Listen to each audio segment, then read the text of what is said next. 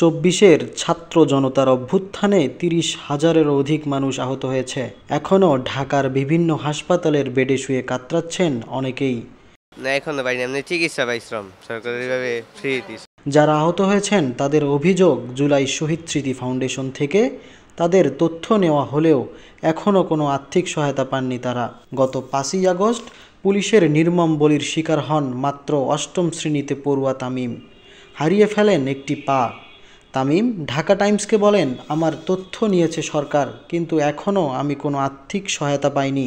সরকারের ঘোষণা 3 লক্ষ টাকা নিয়ে তামিমকে জিজ্ঞেস করলে তামিম বলেন, 50 লক্ষ টাকা দিলেও আমি আমার পা ফিরে পাবো না। তবে অন্তর্বর্তীকালীন সরকারের প্রতি অনুরোধ থাকবে, আমার মতো যাদের অঙ্গহানি হয়েছে সরকার যেন তাদের পরিবার ও পড়াশোনার দায়িত্ব নেয়। চিকিৎসা ছাড়া আমরা এ পর্যন্ত কোনো আর্থিক সহযোগিতা পাই নাই। মডেল থানার সামনে মিরপুর 2-এ হঠাৎ করে দেখলাম মডেল থানা থেকে কিছু পুলিশ বের হয়ে গুলি করা শুরু করলো। তখন আর কি আমরা দৌড় দিলাম। ওই আল্লাহ যা করে দেশের জন্য, মানে আফসোস একটাই লাগে আমার, যে একবারে খুশির দিনে আমার গুলিটা লাগে আর কি।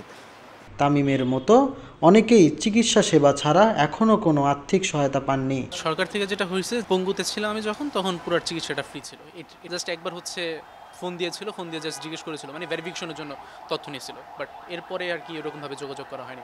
এদিকে জুলাই শহীদ স্মৃতি ফাউন্ডেশনের কাজ অত্যন্ত ধীর গতিতে হওয়ায় অনেকেই ফাউন্ডেশনটির প্রতি ক্ষোভ প্রকাশ করেছেন।